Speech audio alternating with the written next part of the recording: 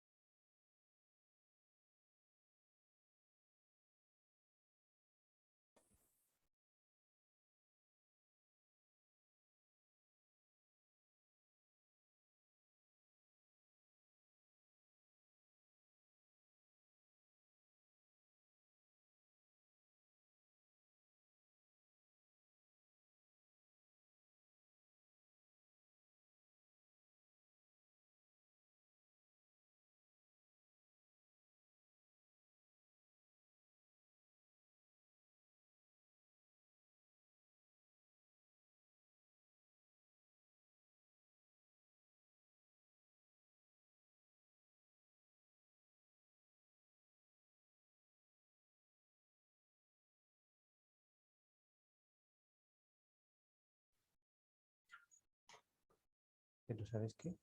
Espera, no meter allí cuando termines. Buenos días.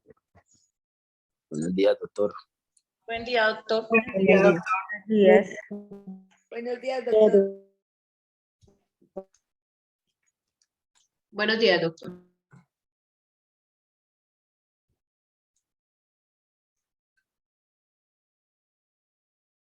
Buenos días.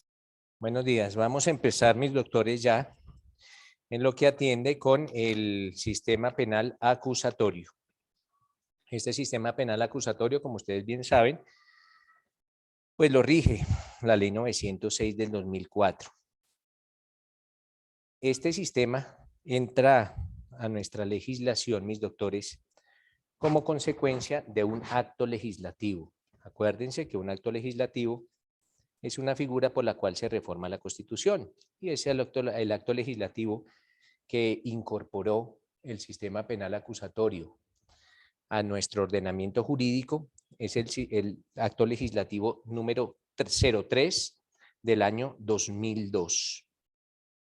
Entonces, mis doctores, este acto legislativo 03 del año 2002 introdujo el sistema, se denomina con tendencia acusatorio a nuestro procedimiento penal en Colombia.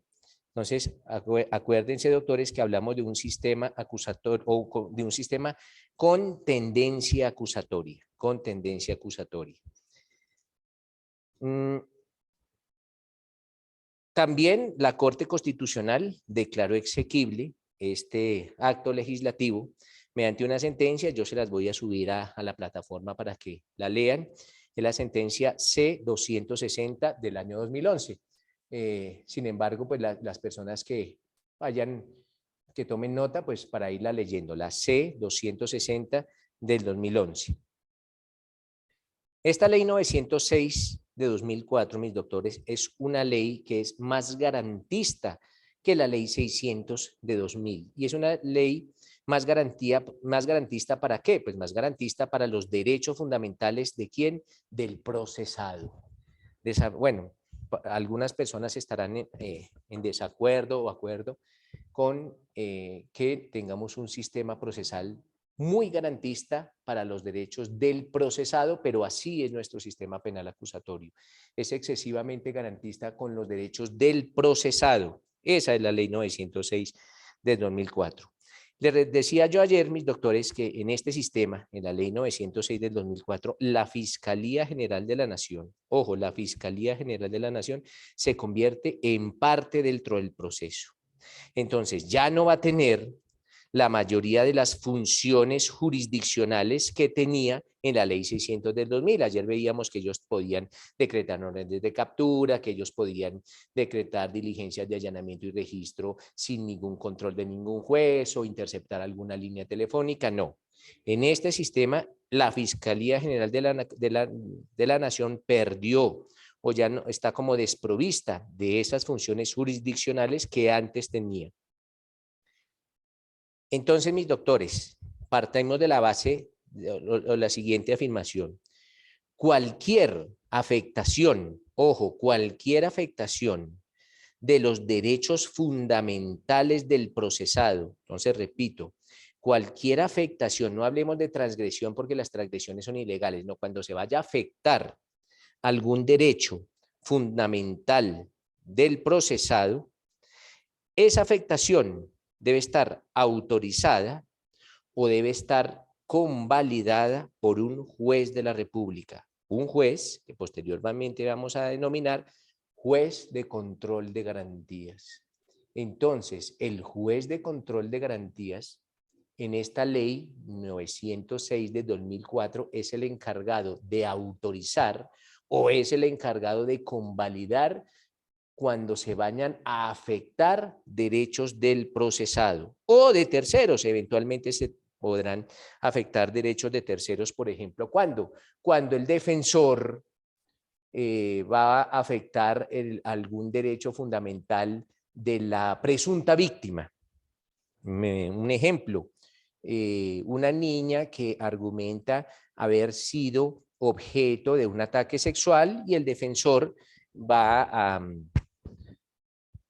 busca obtener la copia de una historia clínica o busca obtener un dictamen pericial para argumentarle al señor juez que se está ante una niña con una tendencia a mentir. Entonces, en esos casos que también se pueden llegar a afectar derechos de terceros, también se va a necesitar de la convalidación o de la autorización de un juez de control de garantías. Entonces, repito, en la ley 906 de 2004, cualquier afectación, ojo, cualquier afectación tendrá que ser autorizada o tendrá que ser convalidada por un juez de control de garantías. Posteriormente, mis doctores, vamos a ver algunas audiencias, las audiencias como más relevantes o más importantes para determinar cuál es la carga argumentativa que tiene que desplegar el solicitante de la audiencia. Badid, ya que me acuerdo ahorita de una cosita con Badid. David, cuénteme. Doctor, buenos días, ¿cómo ha estado? Buenos días. Doctores, o sea que eso quiere decir que esos jueces de control de garantía tienen incidencia para vulnerar derechos fundamentales del procesado. No para vulnerarlos. La ley permite, Badid, la injerencia, la ley permite afectar derechos fundamentales. Miren, un ejemplo, una diligencia de allanamiento y registro afecta el derecho a la intimidad. ¿Por qué? Porque se van a meter a mi casa.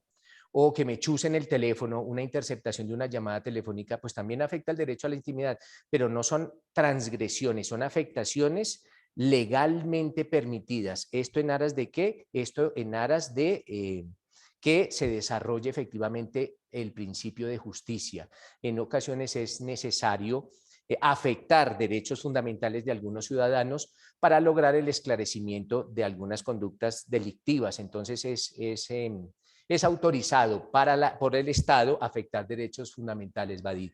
Antes de eso, Badid, me decía usted ayer que la ley 600 estaba derogada y habíamos quedado en buscar el artículo. Badid, ¿tiene un código de procedimiento penal a la mano, por favor? Sí, doctor, un momentico. Me regalo un minuto. Para de una vez despejar esa duda. Doctor, discúlpame, cuando tú te refieres a transgresiones, ¿es cuando hay como un abuso de autoridad? Claro, no, transgresiones es cuando se puede afectar un derecho fundamental, pero sin el permiso legal. Entonces, no tiene permiso para afectar los derechos y los afectan. Como cuando existe una afectación es porque la ley lo permite y simplemente se da una afectación, no existe una transgresión. Gracias. Doctor. Sí. Pues el Código de Procedimiento Penal pues es la ley 906 de 2004, la actual. Sí, pero busquemos por favor, Badid, busquemos por favor el artículo 533. ¿De la ley 600 de 2000? No, de la ley 906. De la ley 906, listo.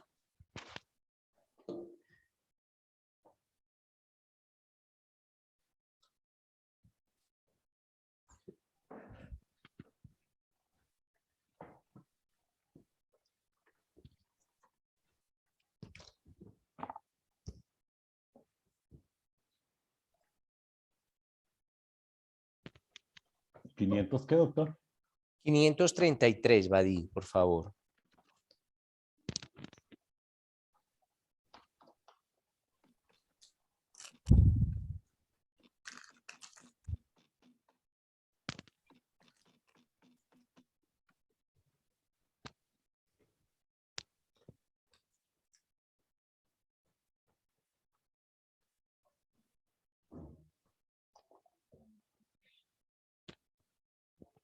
¿Sí lo encontraste?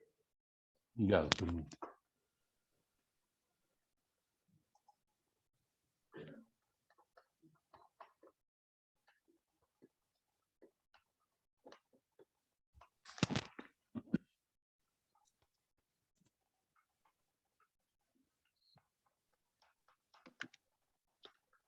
'Bueno, mientras Badid lo busca, alguna otra persona ya lo encontró, el 533 de la ley 906. Sí, doctor, yo lo tengo en la mano.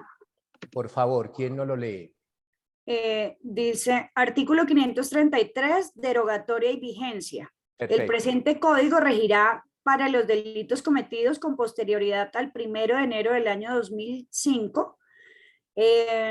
Los casos de que trata el numeral 3 del artículo 235 de la Constitución Política continuarán su trámite por la Ley 600 del 2000. O sea, aquí estamos hablando de los aforados, ¿verdad, profe? Exacto, entonces noten mis doctores que es el mismo artículo 533 de la Ley 906 que dice, miren, los procesos de los aforados seguirán adelantándose o se adelantarán con la Ley 600 del 2000, que es lo que veíamos el día de ayer.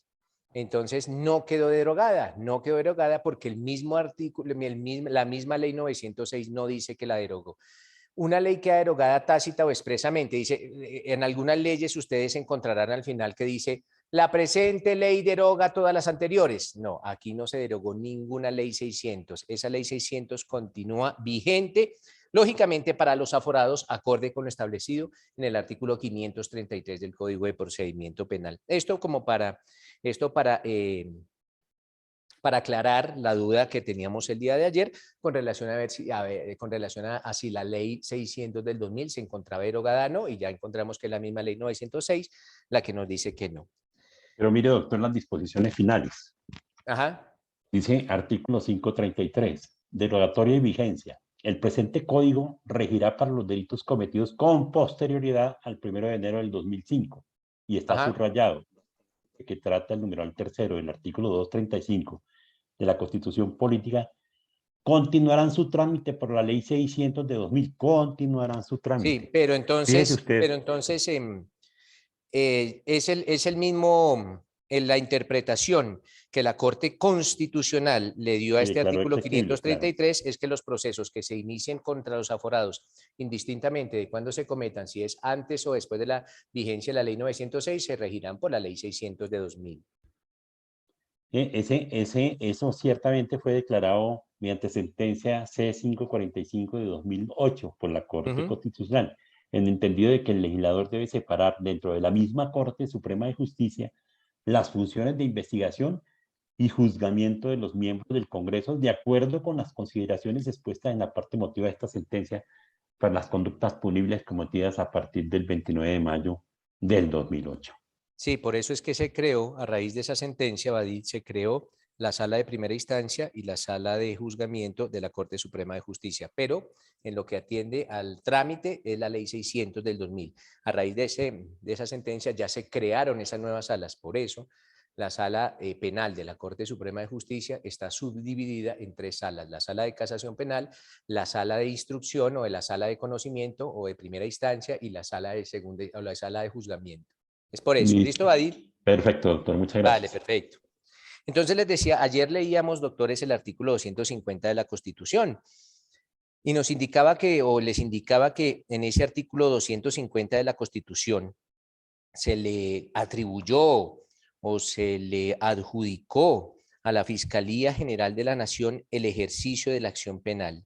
Entonces, ¿qué es el ejercicio de la acción penal? Pues básicamente es la obligación. Ojo, estamos hablando de obligación. Es una obligación que el Estado coloca en cabeza de la Fiscalía General de la Nación. ¿Y qué obligación tiene la Fiscalía General de la Nación? La obligación de investigar hechos que revisten las características de delito o que al parecer son delitos. Nótese, doctores, que no todos los hechos son delitos, pero para determinar si son delitos o no, pues tendrá que adelantarse alguna investigación. Y es la Fiscalía General de la Nación la encargada de adelantar esa investigación. ¿Para qué? Para determinar si esa conducta o si ese hecho efectivamente son o no son delito. Pero ojo, es la Fiscalía General de la Nación la encargada, con base en la atribución, con base en la misma Constitución, en su artículo 250, el encargado de realizar las investigaciones. Por eso se denomina el órgano de investigación estatal, o algunas otras personas le denominan órgano de persecución estatal. Entonces, mis doctores, es el fiscal general de la Nación. Ojo, porque la estructura orgánica de la Fiscalía General de la Nación indica lo siguiente, mis doctores. Como cabeza de la Fiscalía se encuentra ¿quién? Pues básicamente el Fiscal General de la Nación. Él es la cabeza máxima de la Fiscalía. Y todos los fiscales, ojo, todos los fiscales de Colombia, todos, absolutamente todos, son fiscales delegados ante el Fiscal General de la Nación. Entonces, todos dependen jerárquicamente y funcionalmente del Fiscal General de la Nación. En palabras más entendibles, el Fiscal General de la Nación le puede ordenar a cualquier fiscal de Colombia. Ordenar es decirle lo siguiente: archive un proceso, deje de conocer este proceso, se le asigna este proceso a otro fiscal, usted queda trasladado de Bogotá a San Andrés, ordenar traslados, ordenar cambio de radicación, esto es que un fiscal sino otro. Esto implica, mis doctores, que los fiscales en Colombia no son autónomos. Todos se deben a la cabeza principal de la Fiscalía, que es la Fiscalía General de la Nación. Cosa distinta que ocurre con los jueces. Los jueces sí son autónomos. Los jueces no se deben a ningún superior. Los únicos jefes de los jueces son la Constitución y la ley. Un juez solo se debe a la Constitución y la ley. Los magistrados no son superiores de los jueces, son superiores funcionales, pero no superiores jerárquicos. Un magistrado no le puede dar órdenes a un juez, como el fiscal general de la Nación sí le puede dar órdenes a cualquiera de los fiscales delegados en Colombia. Es importante tener en cuenta también esta precisión con relación a la estructura orgánica de la Fiscalía General de la Nación.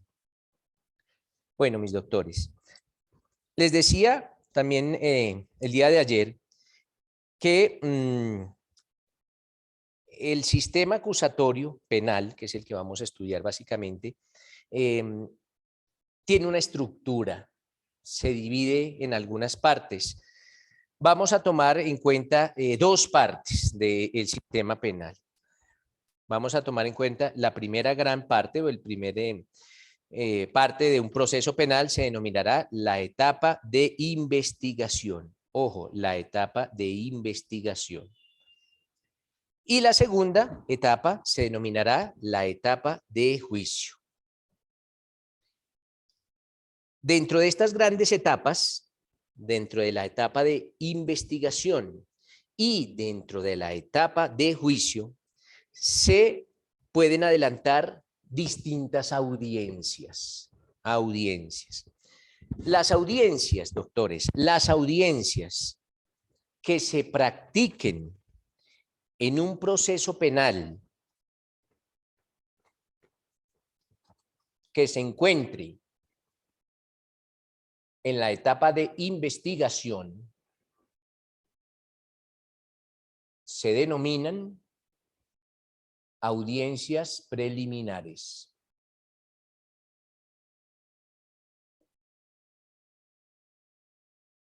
Entonces, todas aquellas audiencias que se celebren en la etapa de investigación de un proceso. Ya sabemos que se denominan audiencias preliminares, conectadas el día de ayer a una audiencia preliminar. ¿Cuál era la del caso este de un estilista, de un peluquero? Una audiencia preliminar. Esa era una audiencia preliminar. Posteriormente vamos a aprender que esa audiencia preliminar se denomina legalización del procedimiento de captura, formulación de imputación y solicitud de imposición de medida de aseguramiento. Básicamente eran 3 audiencias preliminares las que se estaban adelantando el día de ayer. Bueno, creo que continúan el día de hoy, algo así. Pero eran 3 audiencias preliminares. Y ojo, ese proceso por la muerte de este peluquero y la presunta responsabilidad del procesado, hasta ahora está en la etapa de investigación. Por eso se están adelantando las audiencias preliminares. Aquí no se puede hablar que el procesado es culpable o que es inocente. Aquí no se habla absolutamente nada de eso, porque de eso se hablará en el juicio. Eso no se habla en las audiencias preliminares. Preguntas, doctores. Perfecto, continuemos. Entonces les decía a mis doctores que en la etapa de investigación se celebran audiencias. ¿Cuántas audiencias? Depende de la dinámica del proceso. Y a esas audiencias se les denominará audiencias preliminares. En la etapa de juicio, en un proceso penal, se llevan a cabo 3 audiencias. La primera de ellas se denomina audiencia de formulación de acusación. La segunda, audiencia preparatoria. Y por último, la audiencia de juicio oral. Entonces, repito, audiencia de formulación de acusación, audiencia preparatoria y audiencia de juicio oral. Si en la etapa de juicio falta cualquiera de estas audiencias, el proceso es nulo. Es obligatoria la celebración de estas audiencias.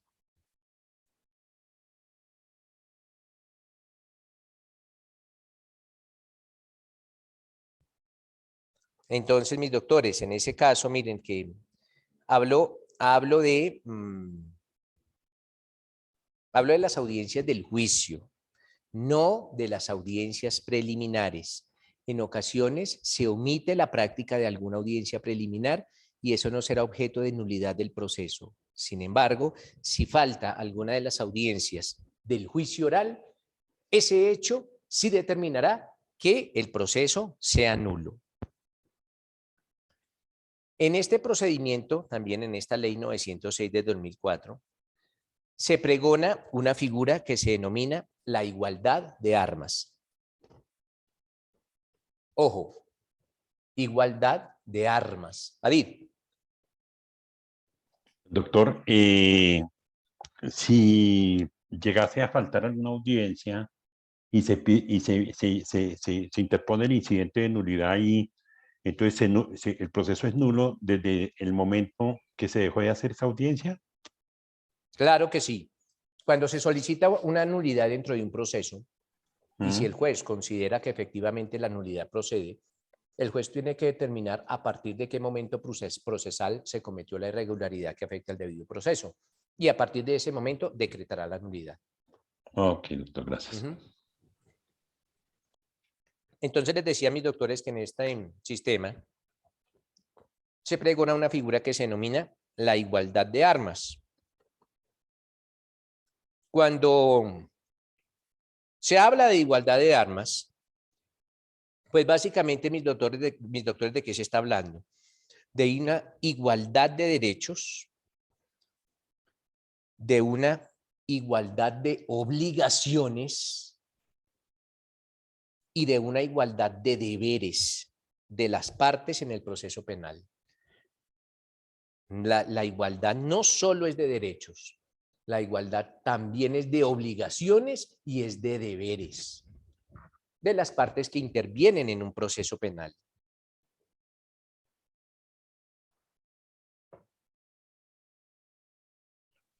Doctor, entonces, discúlpame, deberes y obligaciones son términos diferentes. Claro que sí, el deber y la obligación. Miren, si ustedes reciben un poder, ustedes que ya están a puertas de su grado,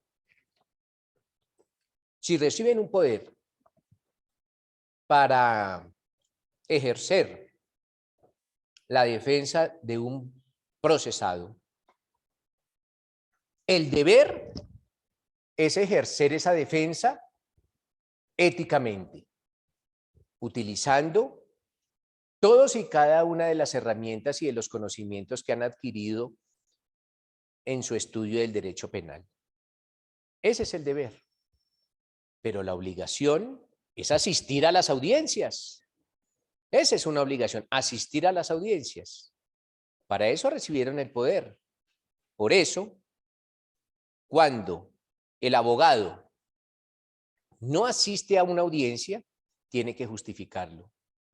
Por eso, si un abogado no puede asistir a una audiencia, tiene que informarle al juzgado antes. Miren, doctores, en Colombia algunos jueces permiten que los abogados, algún abogado hace una solicitud de aplazamiento de la audiencia y no va al día de la audiencia. ¿Por qué? Porque días antes hizo una solicitud de aplazamiento. Doctores, cuando uno solicita algo de un juez, el juez le puede decir sí o le puede decir no. Entonces, si un abogado hace una solicitud de aplazamiento de audiencia, lo más lógico es que el abogado asista con posterioridad al juzgado para indagar si su solicitud fue atendida favorablemente o desfavorablemente. ¿Por qué? Porque si el juez le dice no le aplazo la audiencia y el abogado no va, pues se le compulsa con peso al abogado para que lo investiguen disciplinariamente.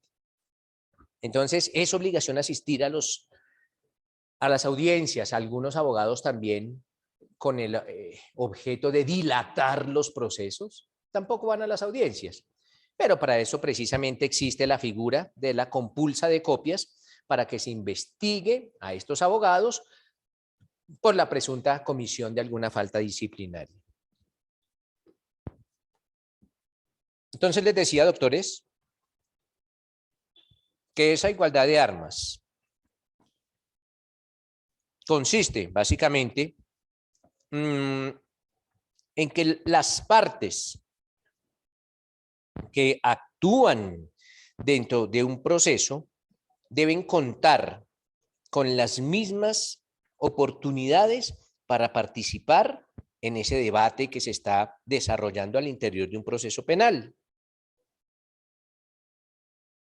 ¿Y cuáles son las partes dentro de un proceso? Básicamente, la defensa y la fiscalía.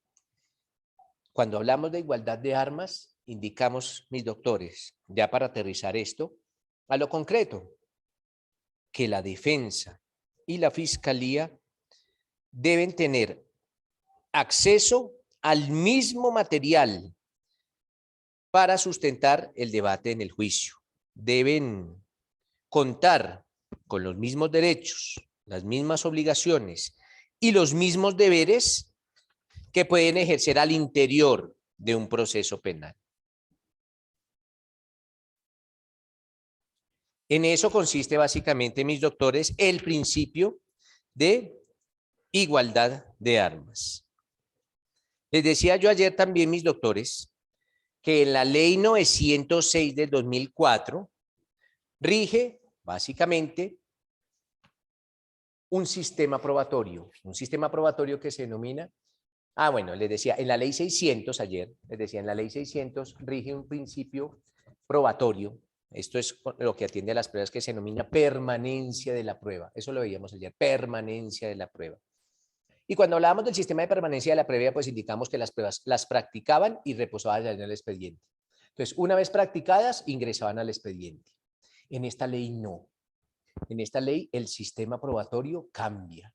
Ya no vamos a hablar de sistema de permanencia de la prueba, sino sistema de inmediación de la prueba. Vamos a hablar de la inmediación probatoria. Ese es el sistema probatorio que se aplica en la ley 906 del 2004. Principio de la inmediación probatoria. Y cuando yo hablo de principio de inmediación probatoria, mis doctores, estoy haciendo referencia a lo siguiente. En la ley 906 del 2004, ojo, solo son pruebas. Repito, solo son pruebas las que se practiquen delante del juez. En una audiencia que se va a llamar audiencia de juicio. Entonces, en esa audiencia y no en otra, únicamente en esa audiencia se podrán practicar las pruebas ante el juez de conocimiento, que es el juez que está desarrollando el juicio. Todos esos actos de investigación que se celebren antes de esa audiencia no son pruebas. El código los denomina elementos materiales probatorios, evidencia física o información legalmente obtenida.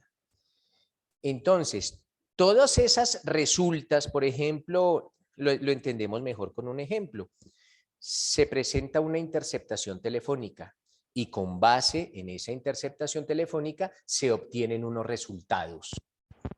Esos resultados son elementos materiales probatorios, nunca son pruebas. Serán pruebas hasta el día en que se celebre la audiencia de juicio allá ante el juez de conocimiento y se le ponga de presente al señor juez las resultas o los resultados de esa interceptación telefónica. Entonces, nótese que en el sistema de la ley 600, en el que veíamos ayer, hablamos de que todos eran pruebas y todas reposaban en el expediente. Ya no. Ahora solo son pruebas las que se practiquen delante del juez. Por eso hablamos principio de inmediación, porque ante el juez, de manera inmediata, es como se practican las pruebas. Adid, ¿alguna pregunta? Sí, doctor. Surge una inquietud entonces, en el sentido de que si bien el fiscal instructor, digámoslo en el buen sentido de la palabra, es el que adelanta toda la averiguación y todo lo concerniente al hecho que se está acusando o que se está procesando un determinado individuo, entonces, ¿qué objeto tendría? O mejor, si el abogado defensor no está de acuerdo con la cantidad o el cúmulo de pruebas que practicó ese fiscal porque las practicó porque vulneró el debido proceso, porque no siguió el procedimiento como la norma lo establece, en fin, cualquier circunstancia de hecho, entonces ante ese juez de conocimiento que le va a entregar o de garantías que le va a entregar ese fiscal, ¿cómo se puede objetar esas pruebas que practicó ese fiscal? Bueno, primero que todo, Badid, para responder ante la pregunta paso a paso. Lo primero, el abogado no tiene por qué estar de acuerdo con con las pruebas que practique la fiscalía. El abogado no, la fiscalía es autónoma en practicar todos los elementos de investigación que bien tenga, a lo mismo que el defensor. El defensor también es libre de practicar todos los actos de investigación que logren determinar la posible absolución de su representado. A donde yo voy lo siguiente, y la pregunta que creo es la siguiente, es ¿cómo se atacan la incorporación de esas pruebas? Eso lo vamos a ver, hombre Badid, cuando estemos en la segunda audiencia del juicio, que se denomina audiencia preparatoria.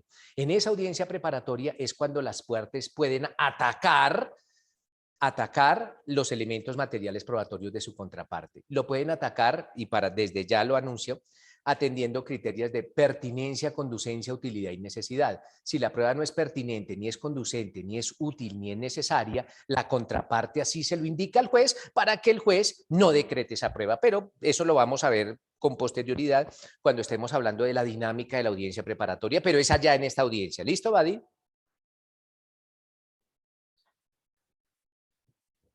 Listo, doctor, sí, señor. Vale, pero sí se ataca es en esa audiencia, o sea, sí existe la oportunidad procesal para atacar la audiencia. Listo, mis doctores.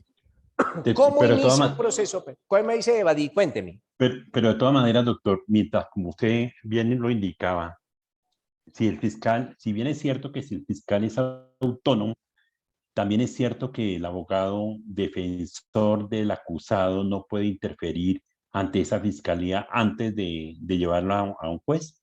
No, no puede interferir. Lo que puede hacer es después, en la audiencia, si por ejemplo la prueba o el elemento material probatorio se obtuvo con violación de derechos o garantías fundamentales, será, ojo, será solo hasta la audiencia de juicio o en la audiencia preparatoria en donde se lo exponga. Antes no, Badid, porque en muchos casos ni siquiera el abogado defensor sabe qué actos de investigación está adelantando la Fiscalía General de la Nación.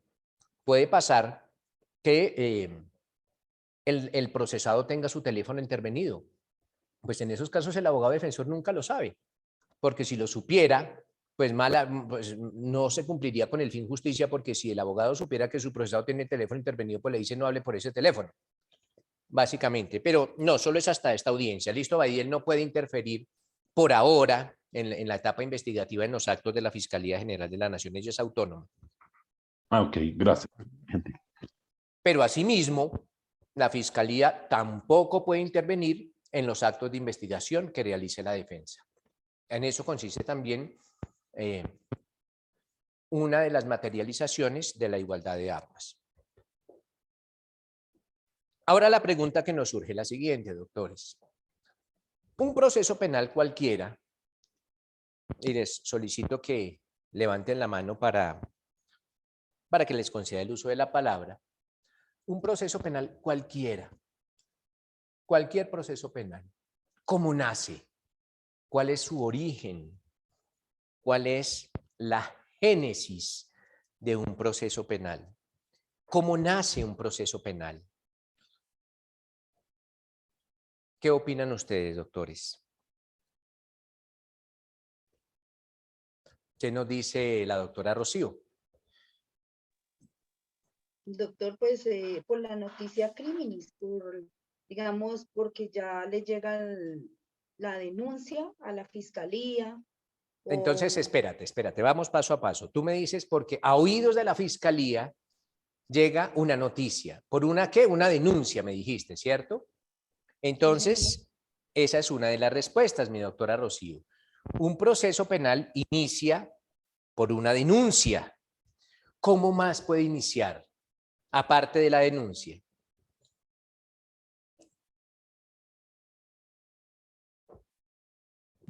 Doctor, qué pena no levantar la mano. Pues como lo dice el artículo 250 de la Constitución, Ajá. doctor, por denuncia, petición especial, querella o de oficio. Espérate. Dice querella. Ajá. ¿Qué entendemos por querella? Pues los delitos querellables son los que se pueden La conciliar. querella es poner a oídos de la fiscalía unos hechos, pero por un delito que la ley considera querellable, que requiere la querella.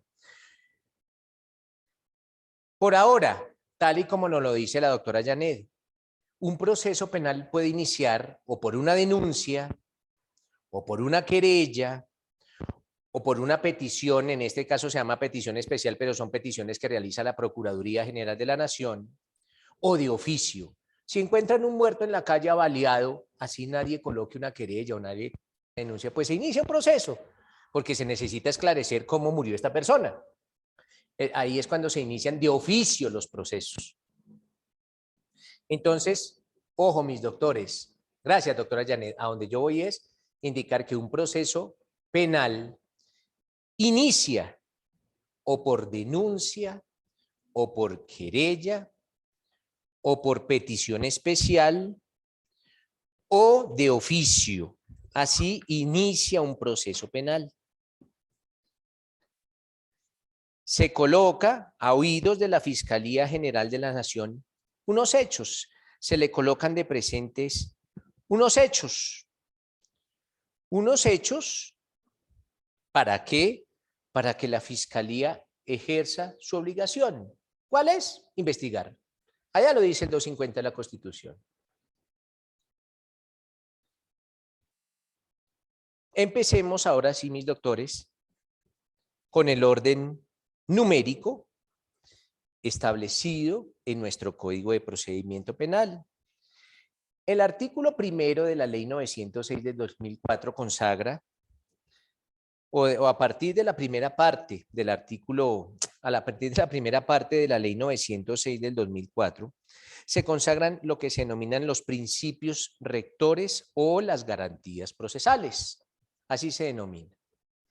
Estos principios rectores o estas garantías procesales son estos lineamientos de estricto cumplimiento que se tienen que cumplir para adelantar un proceso penal en debida forma. Esta es como la hoja de ruta o la carta de navegación de un proceso penal. Se denominan principios rectores y garantías fundamentales. Y es el artículo primero de la Ley 906 del 2004 en que en concordancia con el artículo primero del Código Penal nos habla de la dignidad humana. Entonces, básicamente lo que dice es, ojo, señor Estado, cuando adelante un proceso penal, hágalo con respeto a la dignidad humana. Con respeto a la dignidad humana.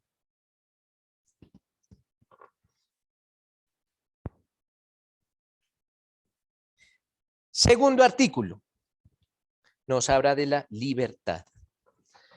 ¿Y a dónde iba yo cuando indicaba que este sistema procesal es muy garantista para los derechos del procesado. Este sistema no es tan garantista para los derechos de la víctima, pero sí es muy garantista para los derechos del procesado. Y viene desarrollado, esta afirmación viene desarrollado en el mismo artículo 2 del Código de Procedimiento Penal. ¿Por qué? Porque el artículo 2 del Código de Procedimiento Penal es un llamado. ¿Y es un llamado a quién? Al juez. Decirle, mire, señor juez, por regla general y por principio general, una persona afrontará un proceso en libertad. En libertad. Muy excepcionalmente, repito, muy excepcionalmente, una persona podrá afrontar su proceso privado de la libertad. Pero por regla general, la persona tendrá que estar en libertad mientras el proceso se surte. Mientras el proceso se surte. Esto va de pronto en contravía de lo que algunos de nosotros pensamos, que queremos que todos los procesados estén privados de la libertad mientras se adelanta su proceso. Pues una redundancia decir procesados, sí. Entonces, pero miren, no. Aquí el juez tendrá que ponderar que por regla general el principio es la libertad. Y muy, ojo, muy excepcionalmente, la persona tendrá que afrontar su proceso privada de la libertad. Y ya vamos a ver con posterioridad que es lo que los fiscales dicen cuando sea un peligro para la comunidad o la víctima, o cuando vaya a entorpecer la acción de la justicia, o cuando haya un riesgo de fuga, y bla, bla, bla, y bla, bla, bla, y bla, bla, bla, pero eso lo vamos a ver después cuando estemos estudiando la audiencia de solicitud de imposición de medida de aseguramiento. Vamos a ver todos los requisitos y qué es lo que tiene que, porque qué es lo que yo quiero que ustedes se lleven como este módulo. ¿Cuál es el discurso que le tiene que echar un fiscal a un juez para que el juez decrete una medida de aseguramiento en contra de una persona? Y es una carga, bueno, yo digo discurso, pues muy coloquialmente, pero eso se denomina una carga argumentativa. Es la argumentación que le tiene que hacer a un fiscal al juez. Y el defensor tiene que estar muy presto y muy pendiente a que esa argumentación se realice en debida forma. Y si no, atacarla. ¿Para qué? Para que a su cliente no le impongan una medida de aseguramiento, pero eso lo vamos a ver después. ¿Qué tiene que decirle el fiscal al juez? Pero por ahora nos llevamos como conocimiento que el principio general de este proceso es la libertad y muy excepcionalmente la prisión o la detención.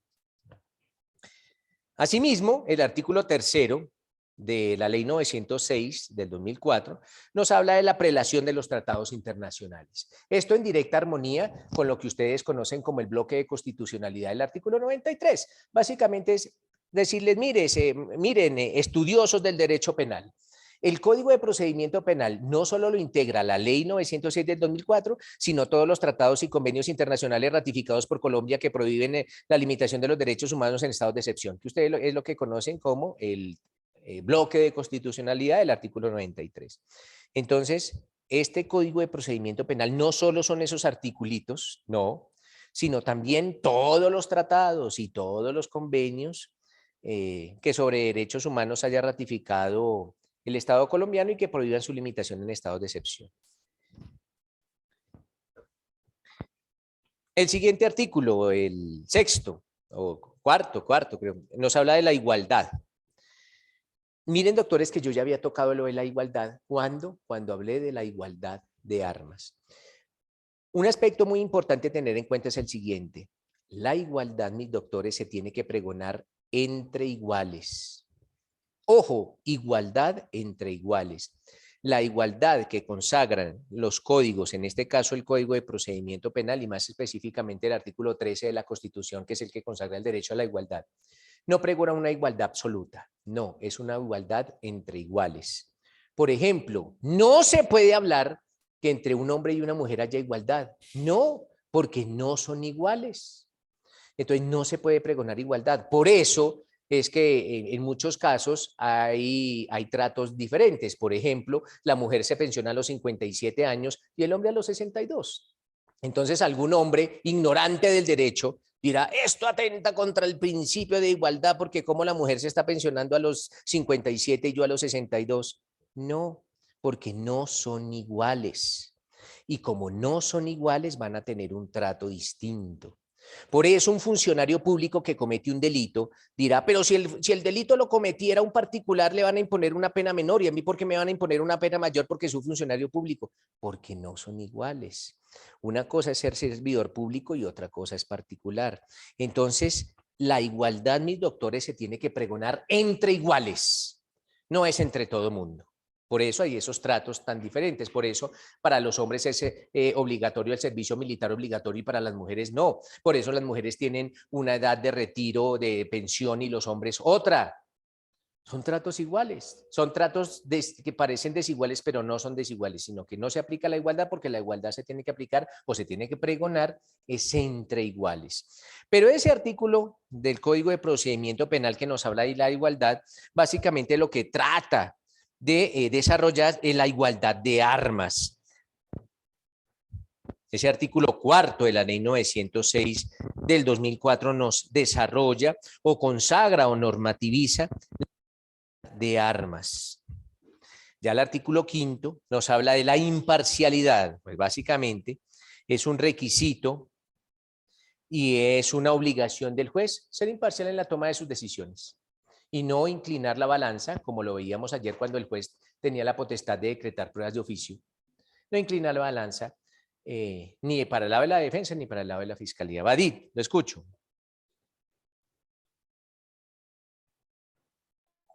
Gracias, doctor. Y refiriéndome exactamente al que colocaba sobre las pensiones, que la mujer a los 57 y el hombre a los 62.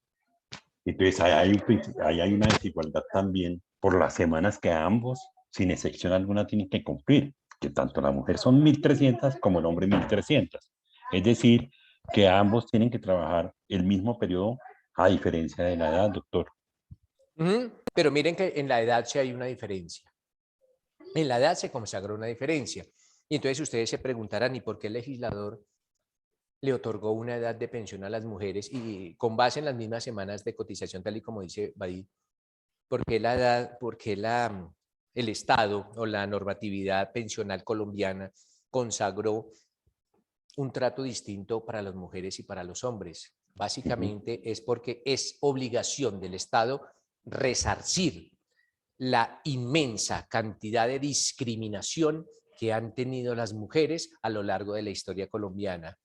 No yendo tan lejos, hace menos de 100 años las mujeres tienen la oportunidad de votar en Colombia. Hace menos de 100 años las mujeres tienen la oportunidad de disponer de su propio patrimonio. Antes necesitaban de la autorización de un macho. Entonces eso era un trato discriminatorio, era un trato atentatorio contra los derechos de las mujeres y por eso es obligación del Estado tratar de resarcir todos esos daños que se han cometido históricamente en contra de las mujeres y pues dar un trato distinto. Pero básicamente lo que dice Badí es cierto. Si bien es cierto, tienen las mismas semanas, pero la edad de jubilación o para optar por esta pensión de jubilación es distinta. Entonces les decía a mis doctores que el artículo quinto básicamente del Código de Procedimiento Penal nos habla sobre la imparcialidad y es ese llamado a los jueces a ser imparciales, a no tomar cartas a favor o en contra de alguna de las partes. Ni los jueces son fiscales, ni los jueces son defensores. No, los jueces son jueces y son imparciales. Allá será la fiscalía la encargada de desplegar todos esos actos, demostrándole al juez que la persona es culpable y la defensa hará lo propio también. Pero el juez ni es fiscal ni es defensor. En ocasiones, doctores, cuando ustedes observan algunas audiencias, ven que el juez eventualmente puede llegar a perder la imparcialidad. Toma, digamos que cartas en el asunto, ya sea en favor o en contra de alguno de los sujetos procesales. Y esto atentaría contra el principio de imparcialidad.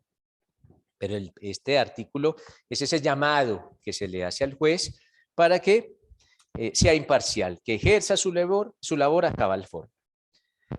El artículo 6 nos habla de la legalidad.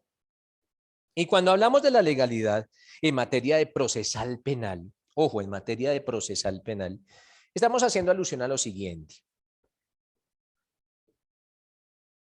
El proceso penal que se adelante en contra de algún procesado o alguna persona es el que esté vigente al momento de los hechos, salvo lo de la ley 600, lógicamente.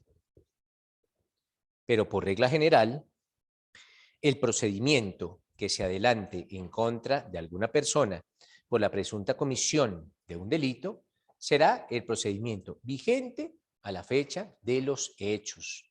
No cuando se inicia el proceso, no. Cuando se inicia el proceso, no. Es cuando hayan ocurrido los hechos. Entonces se tendrá que determinar cuándo ocurrieron los hechos. Y una vez se haya determinado cuándo ocurrieron los hechos, pues se establecerá cuál era el proceso o el procedimiento que regía para ese momento y ese procedimiento será el que se adelantará. En eso consiste, mis doctores, la materialización de ese principio de legalidad. Entonces, ojo, se adelantará el proceso vigente para la fecha de la comisión de los hechos. Principio de legalidad del procedimiento penal. Héctor, lo escucho. Doctor, muy buen día. Pues creo que hace falta tener en cuenta de que, a pesar de que se suponía que dicha norma aplicaría en todo el territorio nacional, existieron unas zonas del país donde no empezó a aplicar a partir del año 2005, sino fue consecuente, 2006, 2007, incluso hasta el 2008, hubieron regiones en Colombia donde no aplicaba el nuevo Código de Procedimiento Penal. Entonces Sí, hay que este tener también en procedimiento cuenta. empezó como a regir paulatinamente. Inicialmente en algunas regiones de Colombia, después en otras. Pero entonces nótese que en las regiones en donde no había empezado a regir el código con tendencia acusatoria, pues aún no estaba vigente. Entonces, en esa región específica todavía estaría vigente la ley 600 del 2000. Entonces, aparte de lo que nos dice Héctor, entonces, ¿qué determina uno? Primero, ¿cuándo sucedieron los hechos? Segundo, ¿dónde sucedieron los hechos? En virtud de que esto empezó a regir indistintamente, o sea, en algunas partes, en algunas regiones geográficas y después en otras. Pues primero, ¿cuándo? Y segundo, ¿dónde? Y con base en eso, con base en esas precisiones que se efectúen, pues se determinará qué procedimiento es el que se adelante. Gracias, Héctor. Mis doctores, el artículo 7º también es un desarrollo constitucional, legal. Todos estos principios tienen una fuente. Todos estos principios tienen una matriz. ¿Cuál es? El artículo 29 de la Constitución.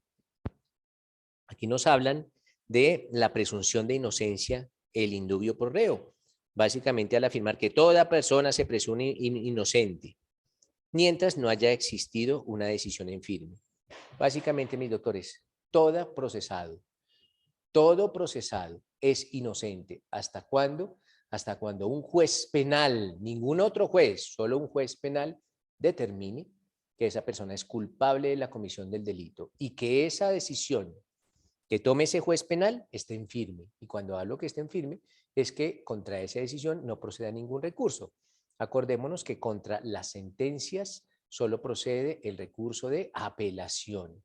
Es el único recurso que procede ordinario, lógicamente, contra una sentencia. Ustedes después analizarán cuando estemos por ahí en el 180 y siguientes que también procede un recurso, pero ese es extraordinario, que se denomina el recurso extraordinario de casación, que se surte ante la Sala Penal de la Corte Suprema de Justicia en su sala de casación. Pero básicamente lo que nos indica este artículo 7º es que todo procesado es inocente. Y también indica lo siguiente, mis doctores, en su inciso 2º. Dice, corresponderá al órgano de persecución penal, que ya sabemos que acorde con el artículo 250 de la Constitución de la Fiscalía General de la Nación, la carga de la prueba sobre la responsabilidad penal. Y lo que se denomina el indubio pro reo, que dice, toda duda que se presente se resolverá a favor del procesado. Entonces, lo que yo quiero significar es lo siguiente, doctores. En Colombia, quien debe probar es la Fiscalía. La Fiscalía tiene que probar que ese procesado es culpable de la comisión del delito? Pues básicamente son dos cargas las que tiene la Fiscalía. La primera, que el delito ocurrió. Y la segunda, que ese procesado que está afrontando ese proceso penal es el que lo cometió. Esa es la carga de la Fiscalía. Es deber de la Fiscalía probar. Les pregunto, la defensa, ojo, la defensa tiene la obligación de probar algo.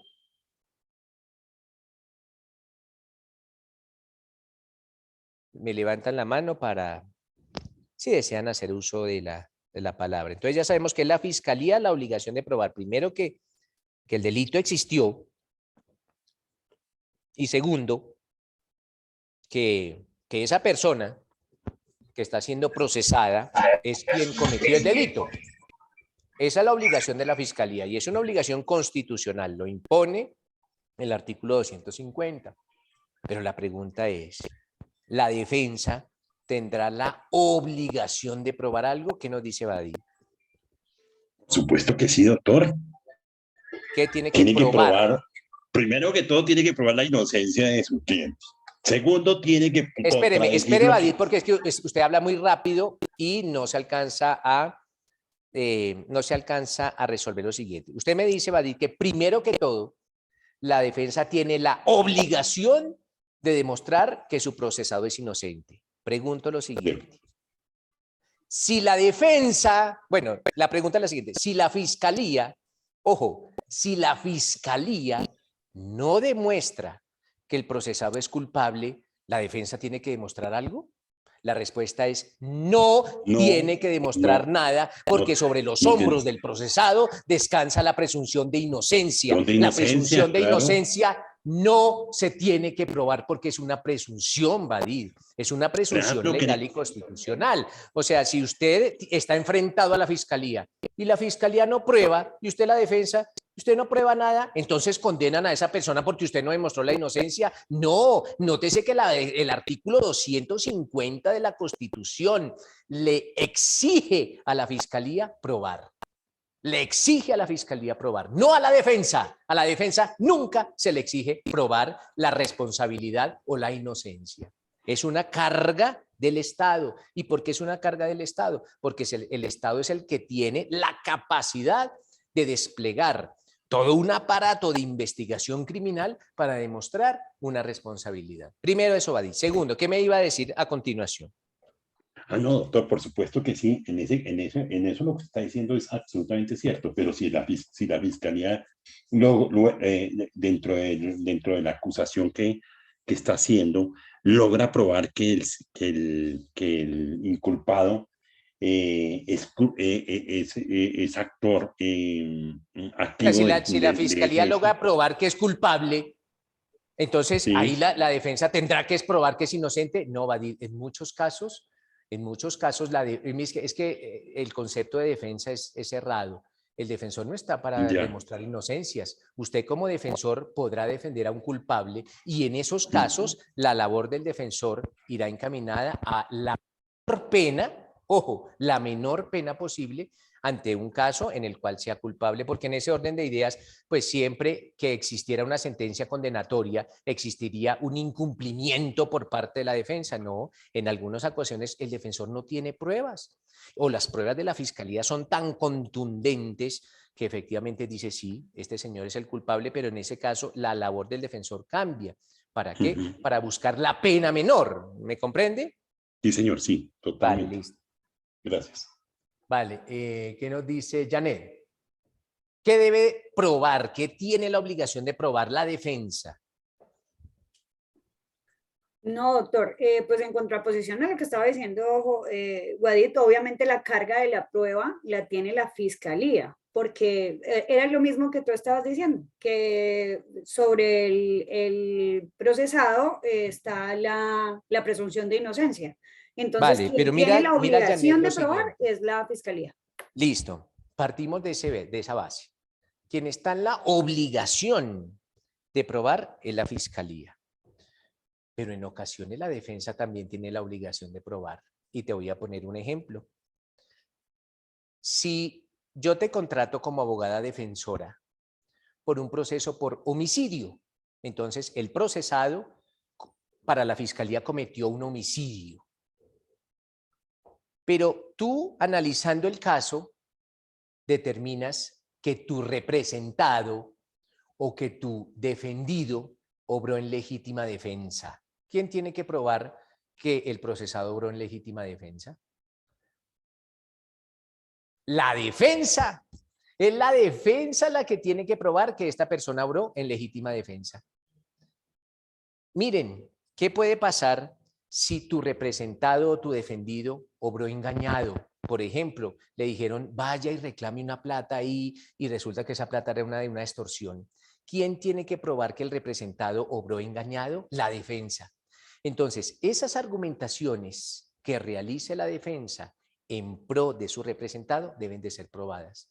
Por ejemplo, la legítima defensa, que el procesado actuó en un estado de ira o intenso dolor, que el procesado obró por una fuerza mayor o con un caso fortuito, que el procesado obró por un error de tipo o un error de prohibición, que cualquiera de esas afirmaciones que realiza la defensa, ahí la carga de la prueba pasa de la fiscalía a la defensa. Ya la fiscalía, si le dice al juez, señor juez, es que mi procesado obró en defensa propia, y el juez le dice, ¿y cómo lo prueba? No, yo no lo pruebo, que lo pruebe la fiscalía. No, qué pena, la fiscalía no está para eso. Usted, si es la defensa y quiere probar que su representado obró defendiendo su vida, pues pruébelo. Entonces, en esos casos existe una inversión de la carga de la prueba. Se invierte, ya no será la fiscalía, sino será la defensa. ¿Vale, mis doctores? Espero que haya quedado comprendido para Janet. Entonces, sí, mis doctor, doctores... lo tengo claro. Igual también nos habías dicho, cuando nosotros vimos contigo procesal especial, de penal especial, nos habías dicho también que hay un delito donde uno como defensa debe probar que los bienes, sí, por ejemplo, presumida, que es el delito de ilícitos. enriquecimiento ilícito de particulares. Exacto. Entonces Sí. ahí la carga de la prueba pues, se invierte. Exacto. Listo, mis doctores. Entonces, de eso nos habla el artículo 7º. Ya el artículo 8º nos habla de los derechos de la defensa. Ojo, los derechos de la defensa. Ustedes que les gusta mirar audiencias en YouTube, observarán que una de las audiencias que vamos a estudiar, que se llama la audiencia de imputación de cargos, en esa audiencia, en la mayoría de ocasiones, los jueces le leen este artículo al procesado. En esa audiencia, la audiencia de imputación de cargos, en la mayoría de ocasiones se le lee este artículo. ¿Por qué? Porque a partir de ese momento se le activan todos y cada uno de los derechos al procesado a partir de ese momento de la imputación.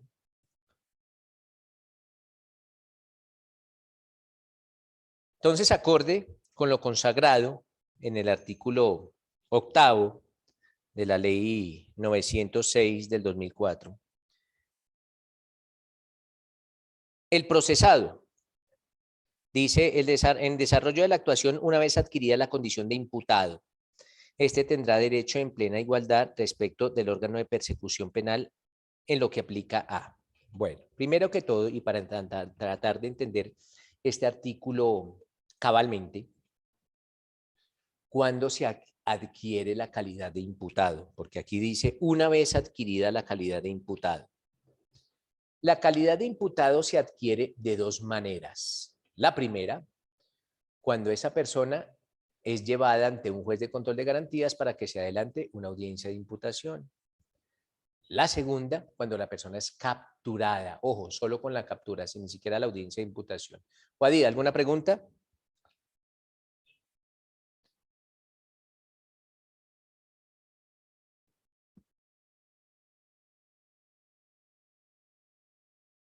No, doctor, es que se me ha olvidado bajar la mano. Ah, bueno, sí, señor, perfecto. Entonces, acorde con lo consagrado en este artículo 8º, cuando el procesado adquiere la calidad de imputado, va a tener unos derechos. Primer derecho, no ser obligado a declarar en contra de sí mismo, ni en contra de su cónyuge, compañero permanente o pariente dentro del cuarto de consanguinidad o civil o segundo de afinidad. Ese derecho, consagrado en el literal A del artículo 8º del Código de Procedimiento Penal, Ley 906 del 2004, es un derecho renunciable. A ese derecho se puede renunciar. El procesado puede renunciar al derecho a no declarar en contra de sí mismo o puede renunciar al derecho que le asiste de declarar en contra de estos lazos familiares de consanguíneos o civiles que se encuentran consagrados en la norma. Es un derecho renunciable. Un ejemplo de cuando este derecho es renunciable es cuando el procesado acepta los cargos. Si el procesado acepta los cargos, está declarando en contra de sí mismo. Cuando el procesado se autoincrimina, entonces ustedes observarán en las audiencias de imputación de cargos que la Fiscalía dice, mire, para nosotros la Fiscalía General de la Nación y con base en los siguientes hechos, usted es el presunto autor del delito X. Usted tiene la posibilidad de allanarse a los cargos y si se allana a los cargos obtendrá una rebaja tanto. Eso lo vamos a ver en su debida oportunidad. El juez le pregunta al imputado, en este caso, si es su deseo o no aceptar los cargos. Si este procesado eventualmente acepta los cargos, pues renuncia a un derecho. ¿A cuál? Al de autoincriminarse. Él se está autoincriminando. Entonces, lo que quiero significar es que este derecho del literal A del artículo 8º del Código de Procedimiento Penal es un derecho renunciable. Hay otros que no lo son, pero este sí. B dice, bueno, este también va en directa armonía con el anterior, dice no autoincriminarse ni incriminar a su cónyuge, compañero permanente o pariente dentro del cuarto grado de consanguinidad o civil o segundo de afinidad. Esto con base en el artículo 33 de la Constitución, pero repito, este es un derecho renunciable. Literal C, no se utilice el silencio en su contra. Literal D, no se utilice en su contra el contenido de las conversaciones tendientes. Bueno, ahí ya están todos los derechos que ostenta la defensa. Doctor, escúcheme, Sí, cuéntame. Pero o sea, en sí, el procesado no tiene que manifestar que renuncia a ese derecho. O sea, El con juez simplemente se lo cargos, pregunta. El juez se lo pregunta en ocasiones, Rocío. Esto depende del juez. Aunque no es una obligación del juez, pero algunos jueces les preguntamos a los procesados, mire, si usted acepta cargos, le explicamos, porque de hecho estas personas en la mayoría de ocasiones no conocen, no son doctas en el derecho penal. Uno le dice al procesado, mire, si usted llegara a aceptar los cargos, renuncia a 3 derechos. Primer derecho, a no autoincriminarse. Segundo derecho, a guardar silencio, porque usted tiene el derecho a guardar silencio y si se pone a autoincriminarse, pues renuncia a ese derecho a guardar silencio. Y tercer derecho al que renuncia es el derecho a tener un juicio. ¿Por qué? Porque si usted acepta los cargos, ya no va a haber juicio. Ya el proceso pasa donde otro juez y ese juez lo condena de una vez. No va a haber juicio. No van a venir los testigos, ni van a ver todo ese juicio, ni ese debate probatorio. La mayoría de jueces lo hacen, aunque algunos no. Ahora bien, si lo hace o no lo hace, eso tampoco afecta el debido proceso, porque para eso está el defensor. El defensor está para explicarle eso al procesado. Esa es una de las labores de la defensa, explicarle a su representado cabalmente cuáles son las posibles implicaciones que tiene una aceptación de cargos. ¿Listo, Rocío? Gracias, doctor. No afecta el derecho tampoco al debido proceso. Héctor. Doctor, una pregunta. En caso de que la persona efectivamente acepte o haga la aceptación de cargos, valga la redundancia, bien usted lo dice que no es sometida a juicio, sino de una vez pasa a ser condenado. En este caso, podría nuevamente, digamos, resarcir o cambiar su versión y decir que ya no acepta los cargos, o ya no es posible. La aceptación de los cargos, Héctor, es irretractable. No se puede retractar. Si llegare a suceder el caso en que el procesado acepta los cargos y el día de la lectura de la sentencia indicara que se arrepintió, tiene que probar. Ahí es cuando ahí existe una inversión de la carga probatoria. Tiene que probar la defensa. Primero, que el procesado no era consciente cuando aceptó los cargos, que su voluntad estaba viciada, lo que ustedes conocen como vicios del consentimiento, que existió un error, fuerza o dolo, que ustedes ya vieron en derecho civil, que son los vicios del consentimiento, pero será la defensa la encargada de probarle al señor juez que en ese caso existió un error, fuerza o dolo que implicó la aceptación de los cargos. Pero miren que ya es más difícil, tendrá que probarle el defensor o el procesado al juez que hubo un vicio en la voluntad o un vicio en el consentimiento de la aceptación de los cargos. Si no existe un vicio en el consentimiento o en el vicio en la voluntad, el desistimiento es irretractable. Entonces, si llegado el día de la lectura de la sentencia, el procesado dice, me arrepentí, señor juez, yo le digo, entonces el juez le dice, señor procesado, esto es irretractable y a menos de que usted me demuestre que existe un error, fuerza o dolo, dicto sentencia y la sentencia ya, pues ya queda dictada porque es irretractable. ¿Vale, Héctor? Sí, doctor, lo que pasa es que precisamente eso está sucediendo en este momento con el caso, ya creo que conocido por muchos, de esta muchacha conocida como EPA Colombia, donde se argumenta es eso. Pues tendrá que probarlo. Acuérdese, Héctor, que el que argumenta prueba. Entonces, si se argumenta algún error, fuerza o dolo, tendrá que probarse. Y no solo se prueba con la argumentación, sino con adjuntar elementos materiales probatorios, evidencia física o información legalmente obtenida que efectivamente determine que existió un vicio en el consentimiento. Ya será una carga de la defensa. Listo, doctor, gracias. Vale. Es necesario, bueno, eso también lo vamos después en la audiencia de imputación, vamos a desarrollarlo con más amplitud, porque también es necesario por parte del juez, aparte de advertirle que el allanamiento es irretractable, aparte de advertirle que va a renunciar a 3 derechos, guardar silencio, no autoincriminarse y tener un juicio, también es obligación del juez advertirle al procesado en los casos que determine la ley que no va a tener ninguna rebaja.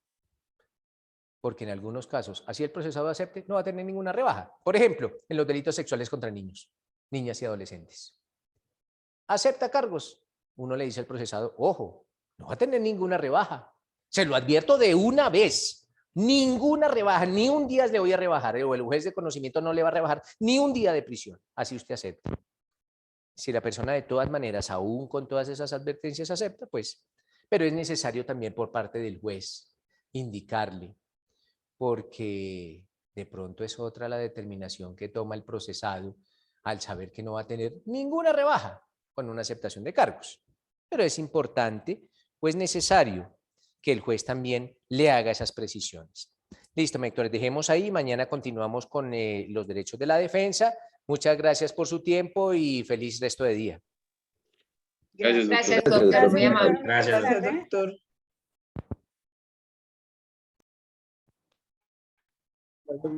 Gracias.